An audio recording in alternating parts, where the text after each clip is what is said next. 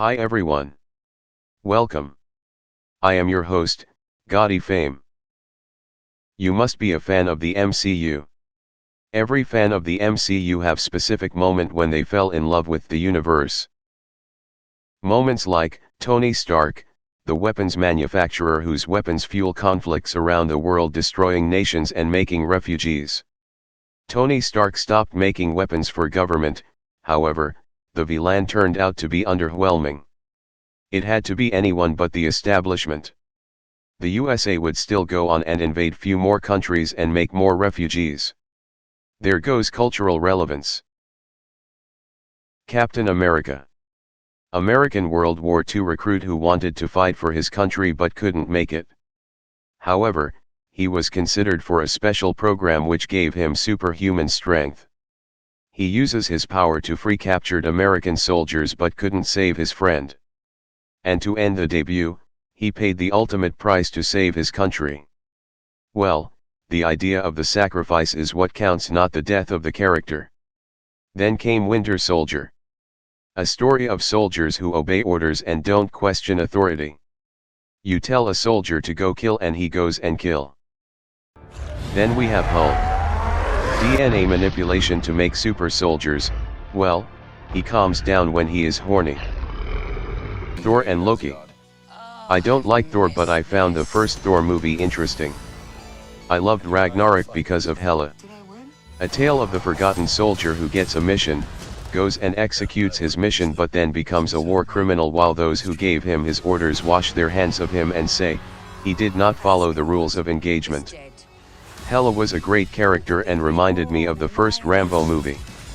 However, Marvel, instead of using Hela to make a veteran hero, decided to make a cheesy I am evil for being evil and let's destroy a planet to stop Hela from ruling Asgard. Sorry, but anyone planning to destroy Earth, because they think it is either American rule or extinction, need to be murdered. I like Hela, I hate Thor. Wakanda, the greatest potential Marvel has. Out of Wakanda came Civil War, Black Panther, Infinity War, and Endgame. Also it was referenced in other movies. Wakanda is the Black American dream. An independent black nation in the Americas where black Americans make their food, teach their children, make their foreign policies, police themselves and do all the things every sovereign nation does.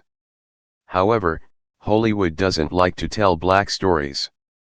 Only way for Hollywood to tell black American story is with the goal of depressing the black dream. There must be a conspiracy to not tell black American aspirational stories. Shang-Chi, the best hand-to-hand combat Marvel movie but shallow. Too shallow. Loved the quotes but nothing came out of the movie. Stories Marvel and other Hollywood studios don't want to tell is how the USA is responsible for all the wars and destructions around the world. The fact Hollywood doesn't want to tell these stories from a critical point of view means it is doomed to keep making stupid movies that have no cultural relevance. Kids running out of their house to greet their uncle who takes care of them gets blown up by a US military drone strike and the US military said they took out a senior terrorist commander. That is the real villain of a story. Cops running around with guns shooting at people like it is a normal event. That is a story of cultural importance. The world still polluting at higher rate than ever, is a cultural relevant issue.